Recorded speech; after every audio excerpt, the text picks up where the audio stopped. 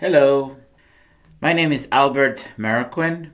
I am in charge of the Electrical Safety Engineering Division here at ETAP. And I'm also here today with Walter Gonzalez, who is a member of my engineering team. Today, we would like to share with you the topic of NFPA 70E 2021 and also discuss the evaluation of capacitor restore energy hazards.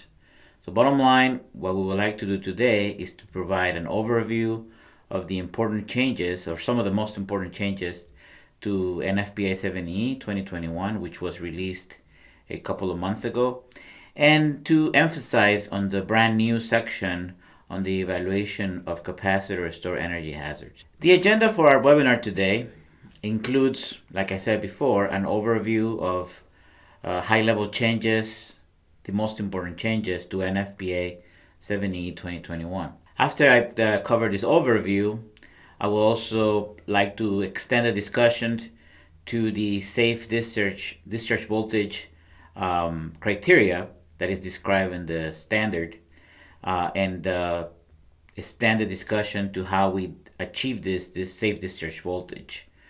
I would like to talk about the different U.S. and international standards that provide guidelines on what are the safe voltage levels and energy levels that we need to achieve before interacting with the capacitor.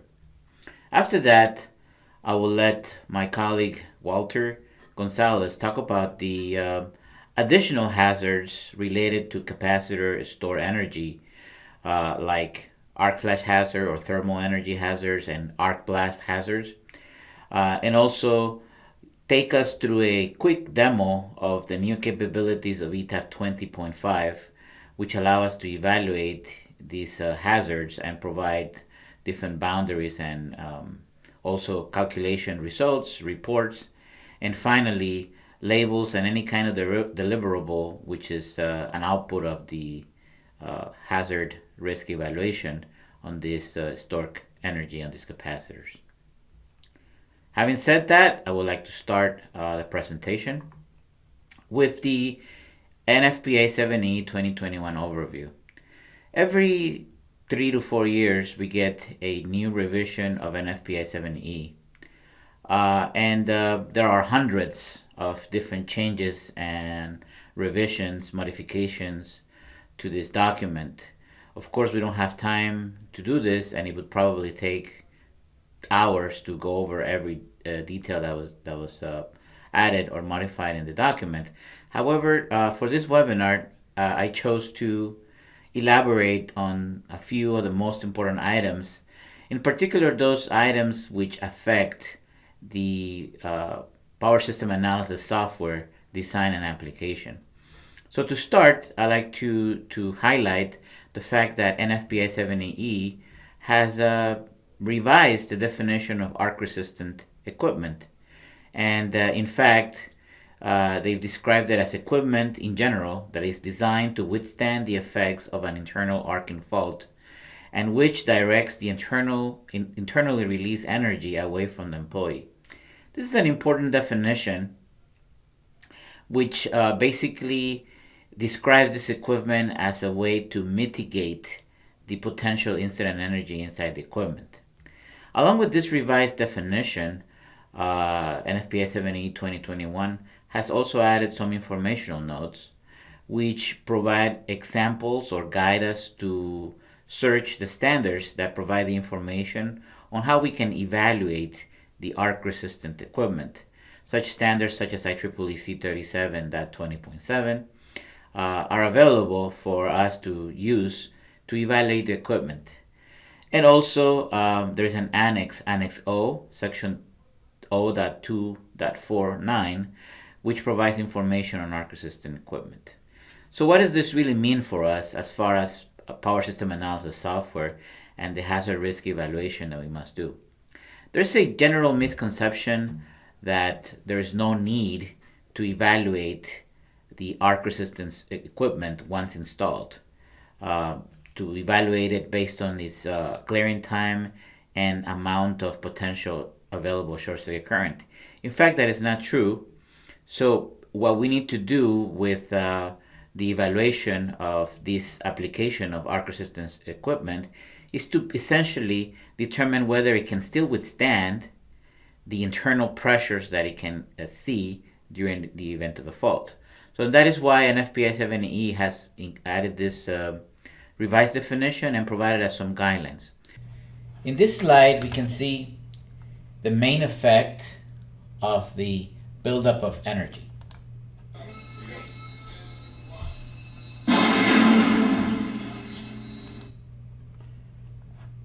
We can see that one more time.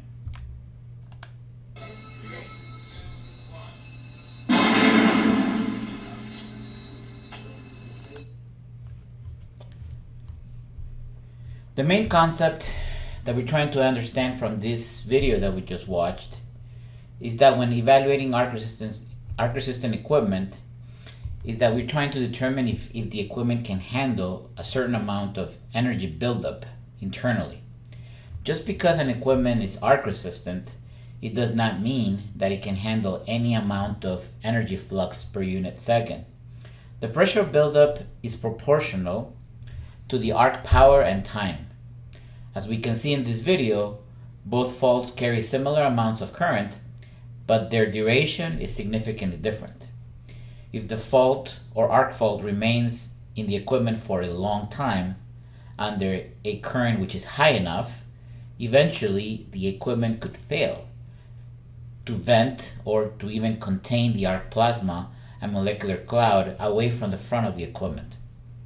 Also, if the arc energy inside the equipment is too high, it may prevent from placing the equipment back in service with a basic cleanup and reconditioning, as is what is expected for an arc resistance equipment.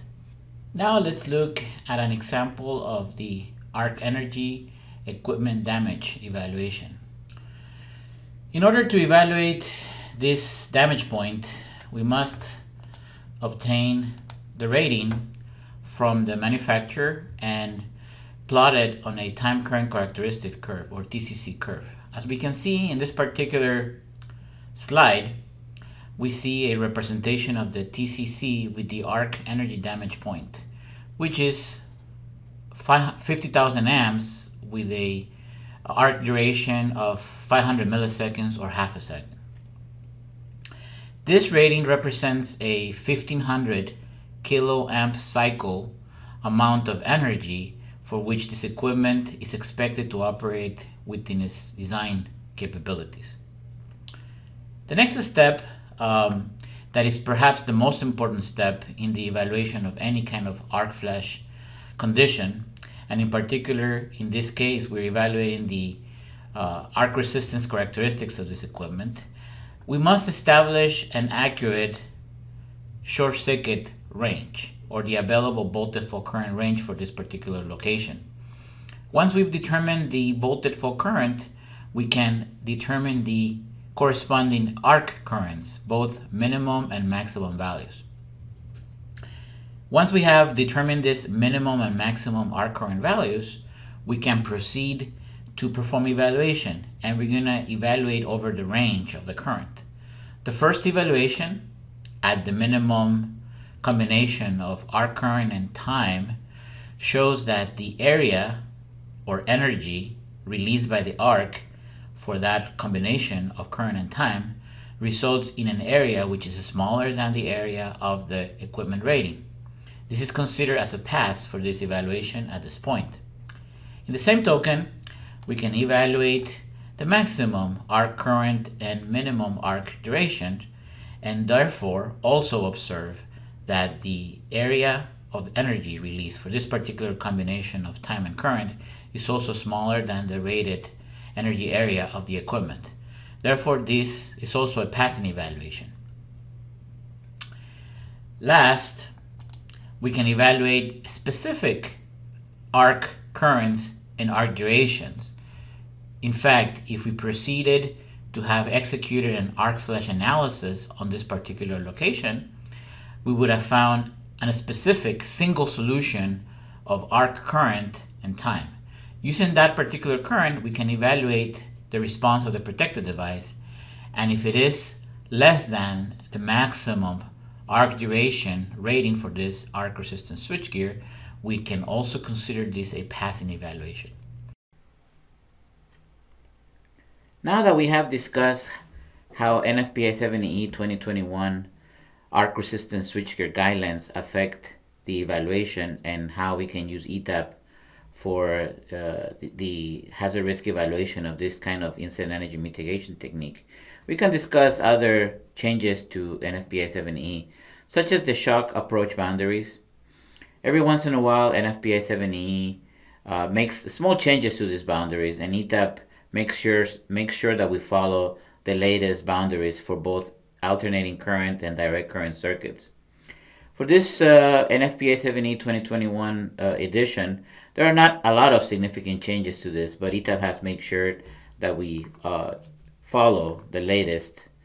That evaluation includes the typical approach boundaries to live or fixed circuit parts. It also includes the voltage rated glove evaluation as far as the class and rating. And both of these items now reflect the new NFPA 70E 2021 changes. As we can see in the editors, everything has been updated to the latest revision. At the same time, we also follow the incident energy levels and the personal protective equipment requirements. And with every release, we also update to the latest 2021 version. So the PPE levels and the description of the PPE is always up to date as well, as described in the different annexes within the document. So this is always brought up to date within the software. Another very important change, in fact, is a change that we've already seen for almost 2 years, since IEEE 1584-2018 was released in October of 2018. Annex D used to provide a reference to the equations of IEEE 1584-2002. However, that annex has been modified and all the references to 2002 have been removed, and the annex has been brought up to date with new references to IEEE 1584-2018.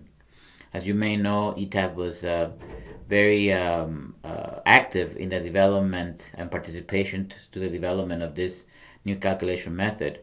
And therefore, as of this release of NFPA 7E 2021, there is no reference to 1584-2002, and therefore all arc flash analysis calculations must go forward with IEEE 1584-2018. This is a big step because many engineers and safety experts were cautious about moving on to 2018, knowing that NFPA 7E 2021 still contained references to the older method. As of this point forward, those references are no longer there, so we must move on with the calculation method.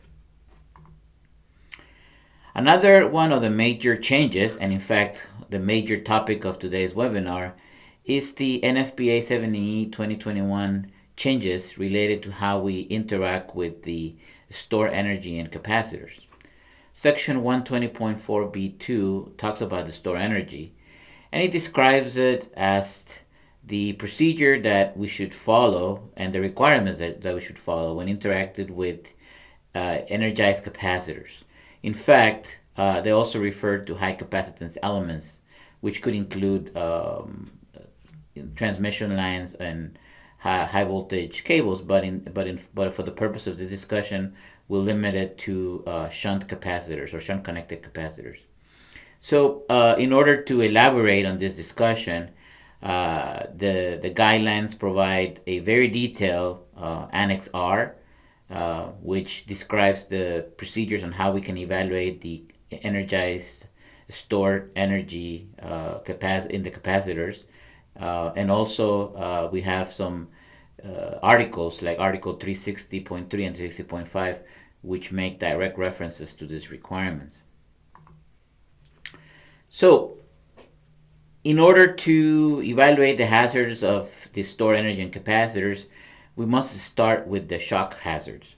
The shock hazards require us to evaluate how long it will take for this stored energy to discharge so that the voltage of the capacitor reduces to a safe level and a safe energy level under which an electrical worker interacting with the equipment will not get shocked and hurt. Basically, it requires us to understand the discharge time. It also requires us to determine what is the impedance or resistance that must be added in order to perform a controlled discharge of that capacitor energy.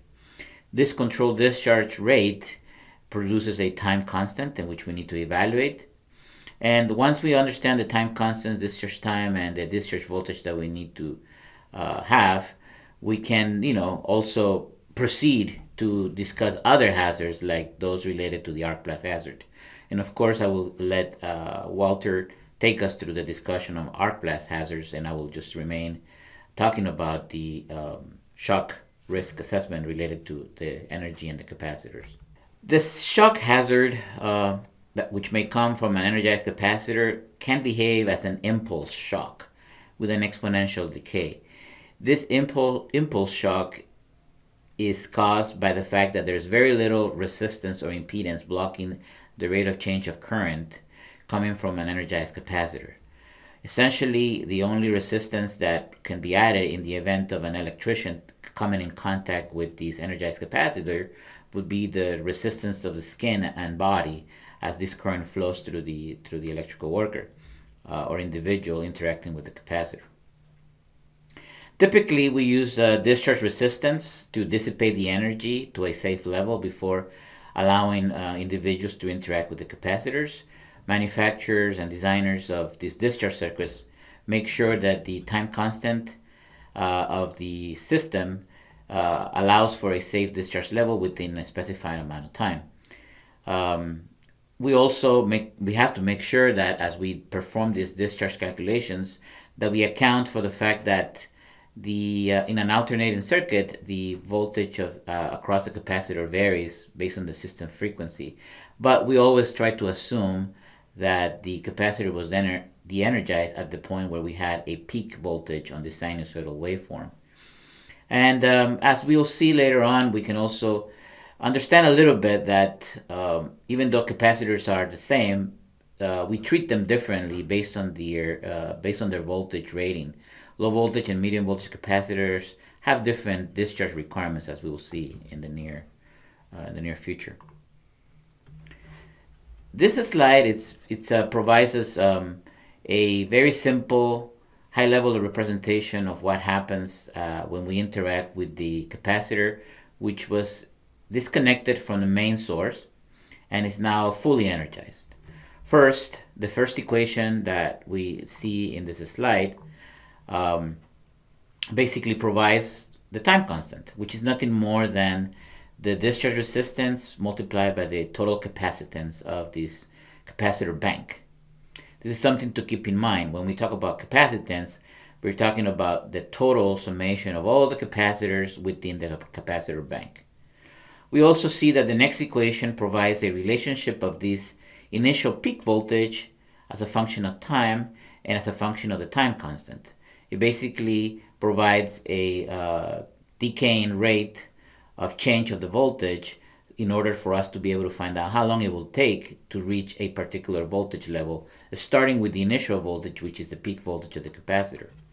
Next, we also have the time constant. Solving the same equation, we get a logarithmic equation, which basically tells us, which if we solve it for the discharge time, and based on the desired discharge voltage, which according to different standards like NEC, IEEE, NFPA, and so on and so forth, can be anywhere between 50 to 100 volts to be able to reach a safe discharge voltage on the capacitor.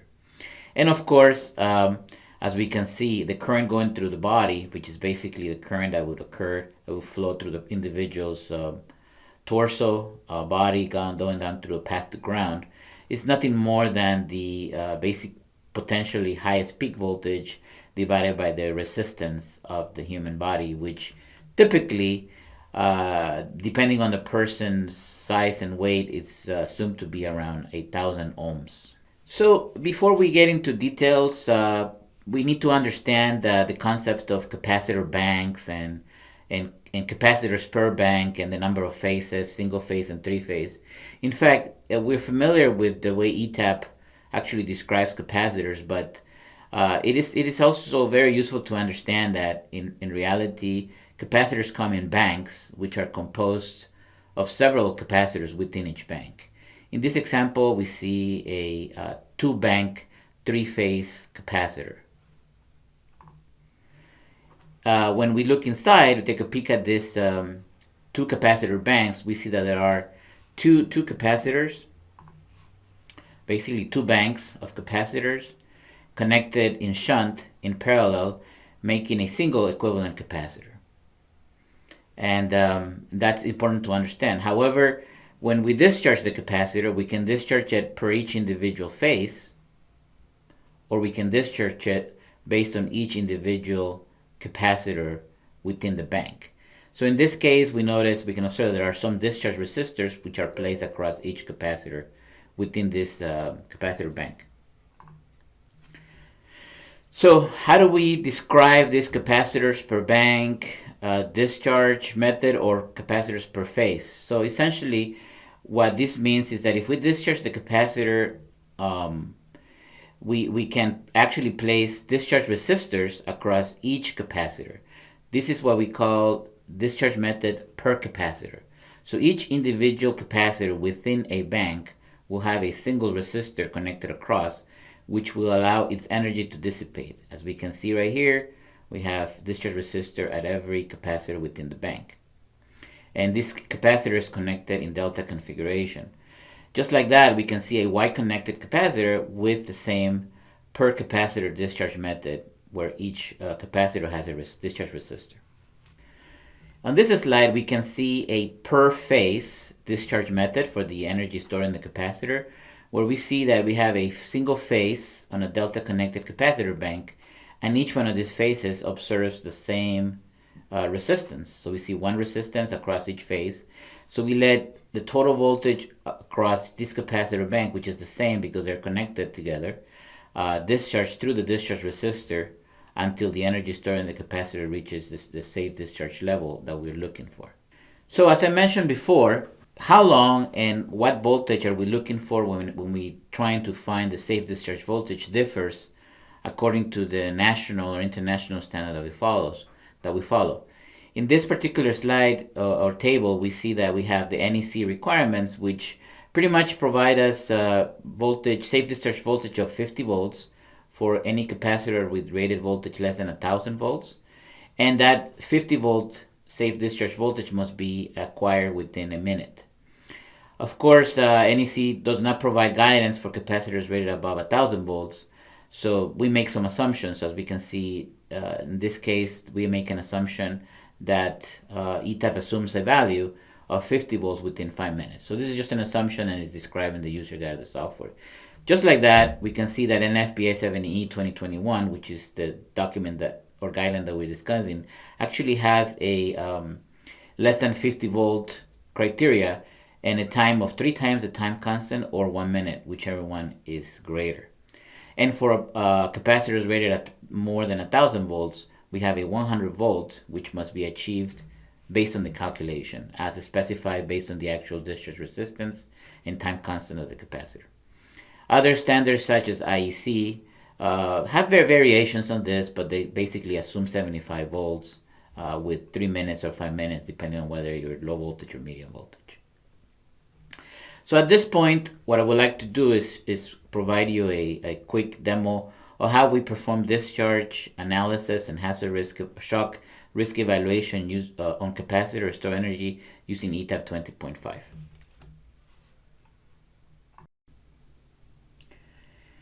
As we'll see using this example file, in ETAP 20.5, we have added a capacitor store energy analysis tool, which can be accessed by using different methods.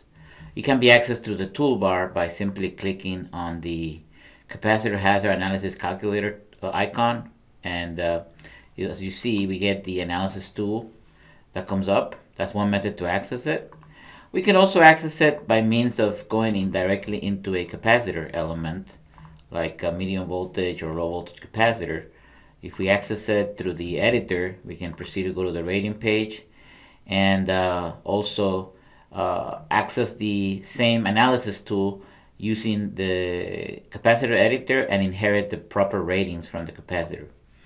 As we can see, this capacitor energy hazard evaluation includes the shock hazard and also the arc flash thermal and blast hazards, which are associated with these requirements in NFPA 7E.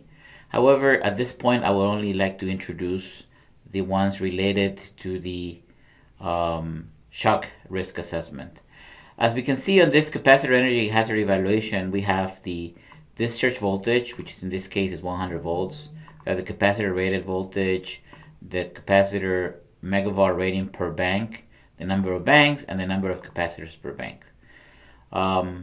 Obviously, we also have the discharge resistance value, which we discussed during the slides, as that resistance that we use to discharge the capacitor, either in a per phase or per capacitor method. So once we've defined this particular input section for the capacitor, we can go to the shock and blast page, and we'll basically focus on the discharge wait time and characteristics of the capacitor.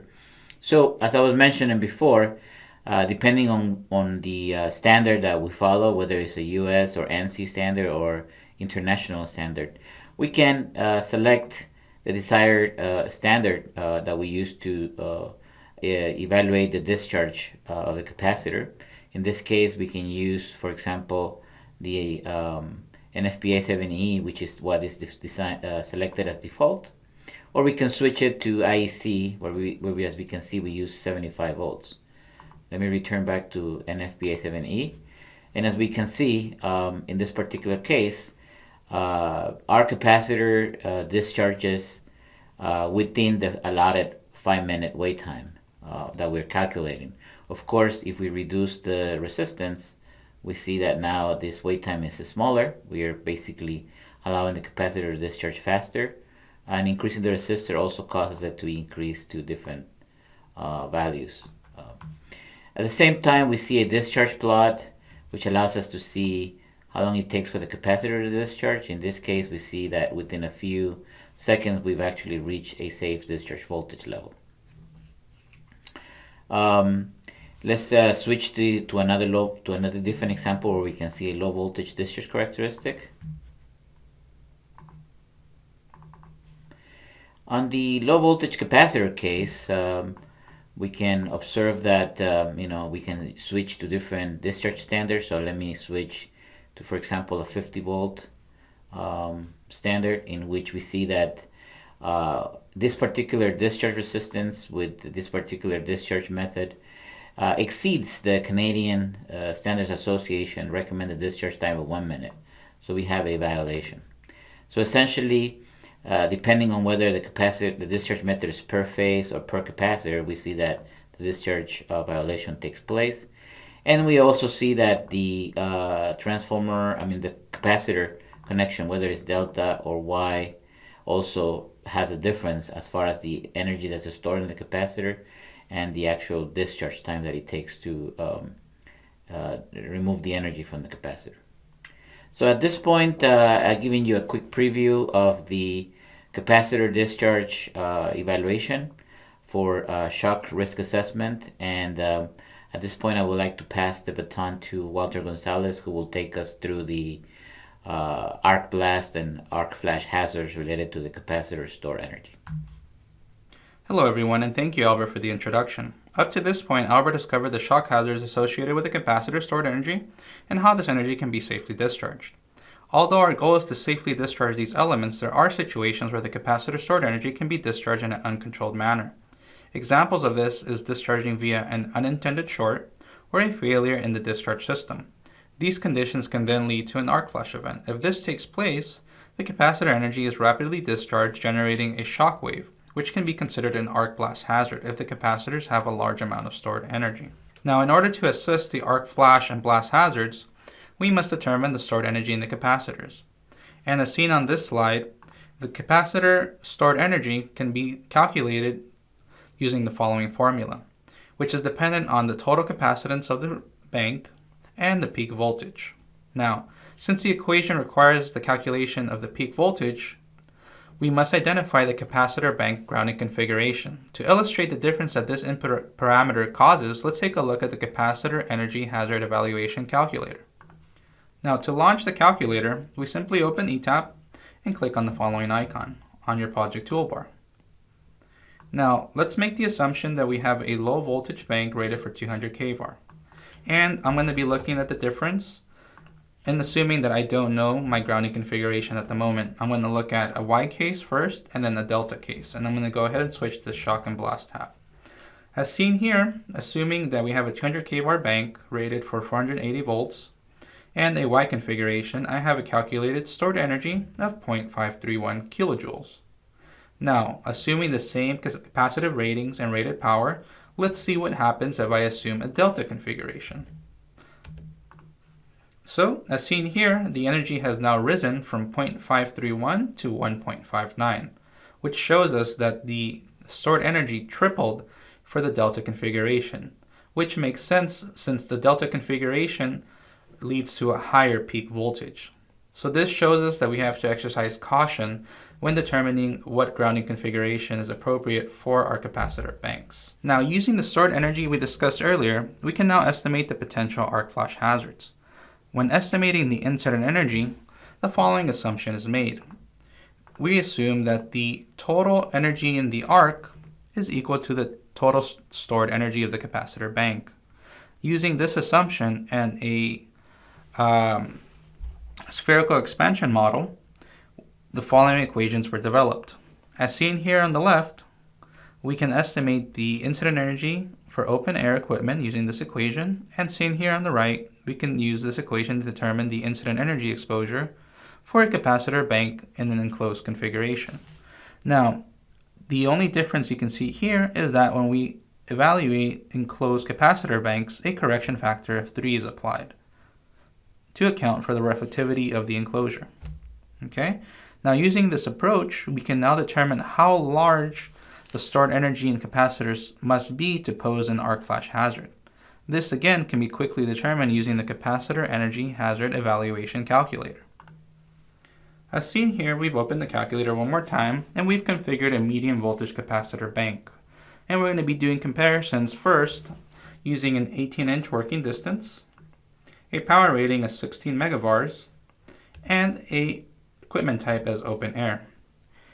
As seen here, we see that for a total stored energy of 127 kilojoules, we have an incident energy exposure of 1.16 calories per centimeter squared at a working distance of 18 inches, which shows us that for open air equipment, the total stored energy in the capacitor bank must be 127 kilojoules approximately to have an exposure of 1.2 calories. Now, of course, if we exceed that stored energy, the exposure keeps increasing. Now, if we look at enclosed equipment, we see that the incident energy exposure is much larger for the same amount of stored energy, which is expected since we're using a correction factor of 3. So in this example, let's go ahead and reduce the power rating of the bank. As we see here, we're getting a lot closer to that incident energy exposure we were looking for, so let's go ahead and reduce it just a little bit more. So as seen here, in the enclosed case, we can see that for a total stored energy of 44 kilojoules, we now have an exposure of 1.2 calories per centimeter squared, which shows us the following conclusion. For enclosed equipment, for a total stored energy of 44 kilojoules at a working distance of 18 inches, we begin to have an exposure of 1.2 calories. For open air equipment, that stored energy has to be approximately 127 kilojoules for the same working distance in order for the exposure to be equal to 1.2 calories. Now, of course, in both of those cases, we can see that as that stored energy increases, the incident energy exposure increases as well. Now that we have discussed the arc flash hazards, let's discuss the blast hazards produced by the capacitor shockwave. The shock wave leads to a sudden increase in the air pressure, creating an imbalance of pressure in the body, which can lead to an overpressure injury. Keep in mind that when the pressure across our eardrums is in the range of 20 to 35 kilopascals, it's possible for the eardrum to rupture. Additionally, damage to the lungs can occur for a pressure of 200 kilopascals. In order to assess these hazards, in July 2014, the Army Research Laboratory published the empirical equations shown on this slide in the report named Safe Distances from a High-Energy Capacitor Bank for Ear and Lung Protection. Here, the hearing protection boundary shown above represents a distance from the capacitor at which there is a 1% probability of rupturing the eardrum from a 20 kilopascal shock wave. Here on the bottom, we can see the lung protection boundary, which represents a distance from the capacitor at which there is a 1% probability of lung damage from a 70 kilopascal shock wave. Now that we've assessed all the different hazards with the capacitors, our next step is to carefully label our equipment. Now, in the latest revision of NFPA 70E, we now have guidance for labeling the capacitors within our facilities. In section R.15 of the document, we're actually recommended to label equipment operating at 100 volts or more with a stored energy greater than or equal to 10 joules. Now, the recommended contents for our label are as follows. In orange warning header, the capacitor stored energy in joules and the maximum voltage, the required time for the worker to wait before coming in contact with the equipment, the date of the analysis, and a disclaimer mentioning that a qualified person is needed along with a written discharge procedure. We'll be going over how to generate these labels with ETAP shortly. So far, we've discussed the hazards associated with the capacitor stored energy when disconnected from a power source but fully charged, as seen in this figure. Now we can discuss how to deal with the energy of a fully charged capacitor when connected within the network. In this sample, an arc fault is taking place at switchgear A, shown here in red.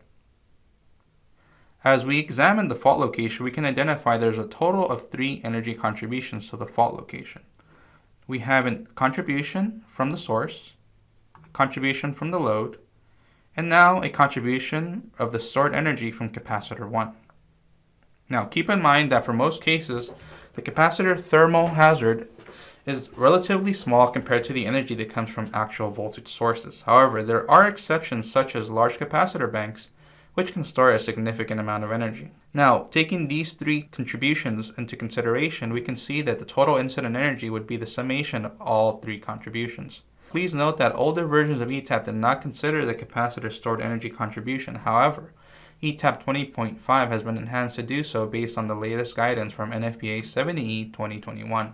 Now, the evaluation of how much energy is released when the system has multiple capacitors present can be illustrated using the following system. In the event of an arc fault on switchgear A, shown here in red, we now have a total of 3 capacitors that can contribute to the fault. The energy contributions from these capacitors are based on 2 key factors, the pre-fault voltage and the electrical distance from the fault location. The pre-fault voltage here determines how much energy is stored in the capacitor prior to the fault. Now, the electrical distance determines how much of that energy reaches the fault location. Although realistically these 2 factors control how much energy makes its way to the fault location, we can simplify the process and make a conservative assumption that the total capacitor energy is collected for all nearby capacitors. Going with that assumption, we can see here our contributions. Once again, the contribution from the source, our load, and then now all capacitors present in the system. Now, this, of course, when considering all contributions shown in this image, we can see that the total energy would be based on all contributions summed. Now, this, of course, is left to the judgment of the engineer to determine how far from the fault location the capacitor energy should be considered. In this sample, we're assuming that all nearby capacitors are contributing to the fault location. Okay, everyone, we're going to go ahead and switch to ETAP 20.5 so we can show you how we can evaluate the various capacitor hazards that we were discussing in the presentation. Now, in order to get the evaluation going, we're going to be examining the sample system where we have 3 capacitors connected to the system.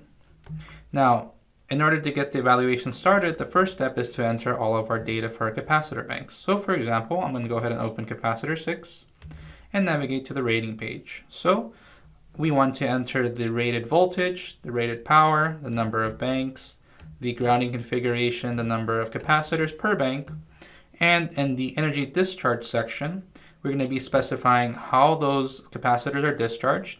The default selection here is per capacitor. So what this represents is something that's very common for most manufacturers, which basically represents a case where a permanently mounted discharge resistor is on each individual capacitor within the capacitor bank. The final discharge voltage here represents the desired discharge voltage that the bleed resistors will reduce the voltage to at some expected time. Now the time here, that represents the desired discharge time in minutes for the capacitor bank. So for example, a manufacturer will state something in their data sheet along the lines of the capacitor bank has been designed to discharge within 1 minute to X amount of volts. That's where we would gather that information. Now if you see here to the right, there's also a resistance value. So this is something that typically the end user does not have. However, that's something that can be calculated by ETAP. So in other words, as long as you specify the discharge method, the desired discharge voltage, and time, we can estimate the bleed resistor value that would be used to attain that criteria. Okay, now when this is done, the next step is to create what we call enclosures. Let's go ahead and do that with bus number 9. So we're going to go ahead and double click on bus 9. We're going to go to the rating page, and we're going to open the enclosure editor. Now when you do so, you're going to see a brand new grid like so, and what this grid is for is to basically input any unique data for the arc flash analysis. So for example, any elements associated with bus 9 can have an enclosure created so we can identify working distances, gap between conductors, electrode configurations, you name it. Okay, so in this case, we're going to go ahead and create an enclosure for capacitor 5. So we're going to go ahead and click in this section, click on load terminal, and simply click add. As you see here, a brand new row is created for that capacitor element. In the parameters tab, we would basically enter any data we want to specify, such as working distance, gap, but for now, we're going to go ahead and use the initial value, which is 24 inches. Let's go ahead and click OK. Click OK. After that is done, there's a numerous amount of ways to actually visualize that data for the capacitor hazard analysis. So I'm going to go ahead and show you how to do that with data blocks first. Now, data blocks can be accessed through this toolbar here where you see this blue cube.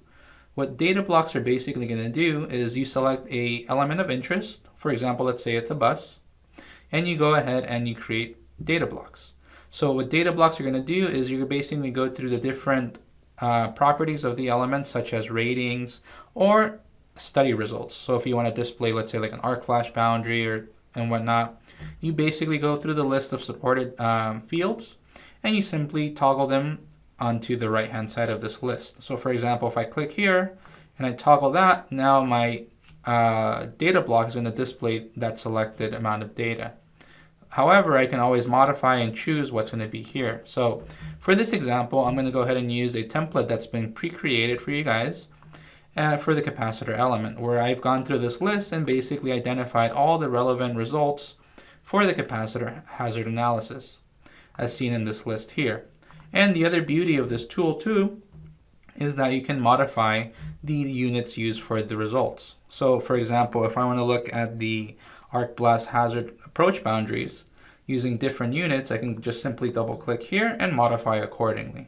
Okay, so I'm going to go ahead and leave that for now for this example. And then now I'm going to go ahead and make sure that this drop down list is set to cap hazards, which is my template I've created. And I then click on this item here. This is going to basically show the data blocks that are on the one line now.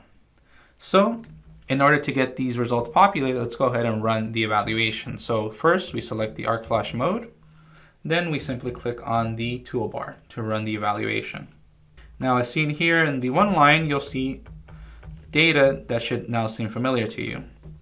We see the peak voltage of the capacitor bank, the discharge voltage, discharge method, the bleed resistor value, the discharge time for the capacitor bank, the capacitor stored energy, and the capacitor incident energy and blast approach boundary. Keep in mind that this evaluation that we're doing right now is the evaluation when the capacitor is disconnected from the power source. The next layer of this is to consider the stored energy for the capacitors at various fault locations, which we will be doing next. But before we do that, let's see another avenue where we can examine this data. Now let's examine the arc flash analyzer. Let's go ahead and click here. And as seen here, the arc flash analyzer is going to list data for various fault locations. Since we're only interested in capacitors at this time, let's go ahead and filter the results and remove buses and protective devices. Now we're isolating the results purely based on locations for capacitors. To view those results, I'm going to go down to the results section, and I'm going to go to and enable all the relevant data. So, for example, the peak voltage, the discharge method, discharge resistor, discharge time, the stored energy, the blast boundaries, and the incident energy results. As I go through this grid here, we can see all of that data that we were just examining on the data block as well. Now, as seen here, we can now look at every single capacitor analyzed throughout the system without having the need to go through to the one line and locating element by element, which is now a time-saving feature for you. Now, in addition to this, the analyzer also has the power to generate labels. So let's go ahead and generate a warning label similar to what we were discussing earlier in the presentation. So to do so, I'm going to go ahead and highlight these elements. Let's say the first 5 capacitors. I'm going to go ahead and click on Custom Label. When this prompt comes up, go ahead and click OK. And next, I'm going to go ahead and click on one of the templates. Now, these templates are something that's going to be right out of the box when you install ETAP, and that's going to have pre-generated labels which you can fully customize or use as is. So I'm going to go ahead and select one of those samples. Now, before we go farther, I'd also like to take this time to give credit to Mark A. Scott, who actually presented this template that we're using right now in the Working Safely with Hazardous Capacitors article published by IAS Magazine in June 2019. This template that we see now, as I mentioned, is based on what was presented in that article. Now, in addition to that, we've also made sure that we're compliant with the requests or recommendations from NFPA 7E and section R.15. We know that we need to display an orange header with a warning sign, our stored energy, our wait time before we can interact with the equipment, a disclaimer that a qualified electrical worker is required, the peak voltage, and the date of the analysis. And as seen here, all that data is being transferred from the analysis that we just performed in ETAP to the arc flash labels. So let's go ahead and close this and go back to ETAP. That we've done the analysis, let's go on and move on to the second layer of this. As we mentioned earlier, in addition to this evaluation, we need to also consider the incident energy effect of the stored energy of the capacitors. Now, when doing so, the results we currently see on the one line are the results without the consideration of the capacitor energy. In order to do so, we need to enable 2 options. To do that, let's go and open the study case for the arc flash analysis. Let's go to Method, and let's basically add this option here under capacitor energy. When checking this option, what's going to happen is that the stored energy of the capacitors are going to be considered for various fault locations. What's going to happen is now, instead of not considering the incident energy or the stored energy contribution from capacitor 5, capacitor 6, so on, we are going to go ahead and consider it for the evaluation of the incident energy at each of the fault locations. Now, we also need to modify the following. Go to Tools, Options Preferences, Arc Flash, and we go to the levels away to search for capacitor INI entry. What this entry is going to control is how far the capacitors can be in order to affect the fault location. As I mentioned earlier, this is up to engineering judgment. Depending on what you feel is best would be entered here. So for this example, we're going to assume that capacitors up to 3 levels away can contribute to the fault. And when I mention levels, it basically represents every instance we go across a impedance element. So in other words, if I'm at bus 9, if I go across this transformer, I've encountered or gone across an impedance element, therefore my level count is now 1. Every time I repeat that process and I go across an impedance element, the level count keeps increasing. So based on the INI entry setting that we've just specified, we're going to be looking at capacitors no farther away than 3 levels. Let's make a quick note of the values that are currently displayed here. 55.488 for the medium voltage bus and 8.14 for bus number 9 for the low voltage bus. Now let's rerun the calculation and let's see how the results change. So as seen here, we are now moving from 8.14 calories for the low voltage bus to 8.27, and for the medium voltage from 55.5 to 55.727 calories per centimeter squared. Now this of course makes sense simply because we have nothing but small capacitor banks connected to the system, Cap 5, Cap 6, and Cap 7. So since they're small, they don't store a large amount of incident energy or a large amount of stored energy, which leads to a smaller effect at the different fault locations. Now, of course, we're considering that additional energy for the capacitors to be conservative because there are situations where you may have a large capacitor bank, which may contribute a larger amount of energy. But in this particular case, that's not what we're dealing with. In addition to the analysis via ETAP, we also have the capacitor calculator as mentioned earlier in the presentation. So I'm going to go over a few more key features that we haven't been able to go over previously. So I'm going to go ahead and launch the capacitor calculator using capacitor 6.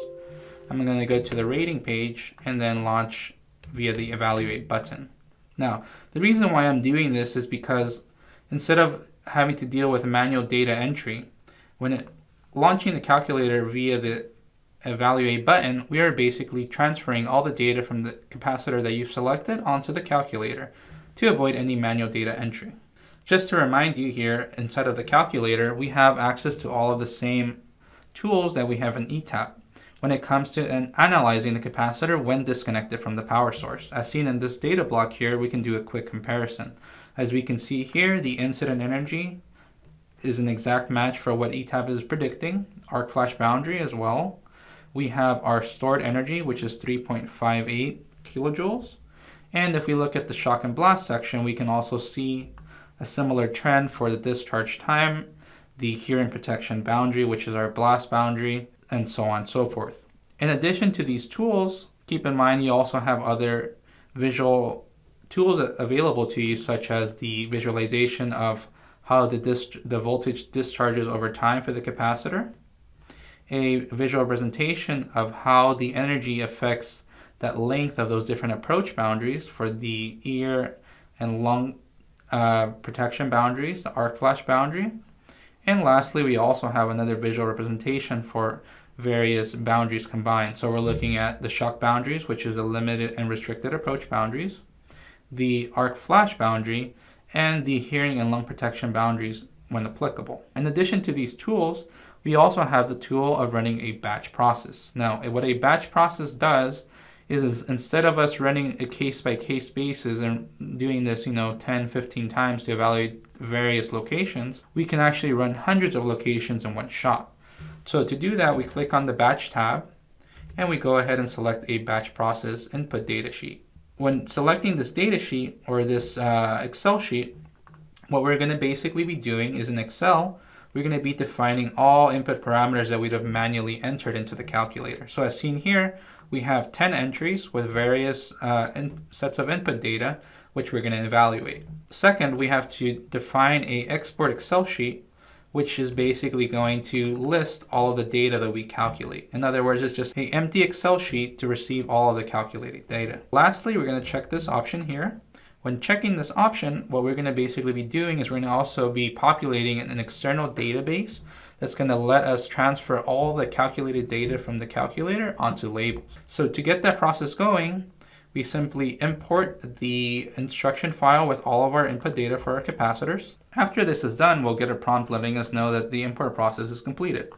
Next, we're going to go ahead and click Calculate to initiate the process. Once the process completes, we'll get a second prompt letting us know that's completed and that now we're moving on to creating the label database so we can generate labels from the calculator as well. Now, once the process completes, you'll see a second prompt letting you know the label database has been updated. Now, let's go ahead and view the export database.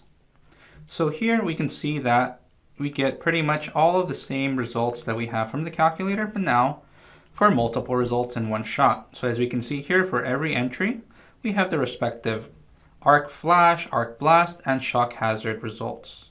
Okay, now this is also going to generate, like I mentioned, a label database. So that label database is going to let us generate labels. So once that's successfully created, we click on this icon here. We select a template. Let's use the same template as from before. And the calculator now is going to be able to generate the same labels that we saw through ETAP. So as seen here, we go to Finish and Merge, Edit Individual Documents. And now we can also transfer all that data that's been calculated by the calculator onto labels as well, using the same exact process that we saw from ETAP. Now keep in mind, this tool is going to be useful if you're focusing only on the evaluation of the capacitor hazards when the capacitor is disconnected from the system. In order to evaluate how that stored energy affects other fault locations, that has to be done using the arc flash module when running the arc flash evaluation. Okay. Now, before wrapping up the demo, I would also like to touch on one more thing, which is the existence of different discharge voltage standards. Now, if we go into the Method tab and we go to Safe Voltage Discharge Standard section, you'll see that there is a drop-down menu where you can select different discharge voltage standards. Now, the reason why I want to touch on this is because depending on where capacitor banks are manufactured, there are cases where there are different requirements per the standard that's used in the design. For example, if the capacitor bank is designed per IEC 60831-2014, we can see that they have the following restrictions. If the voltage is rated to 1 kV or less, the requirement is to discharge to a voltage of 75 volts in a matter of 3 minutes.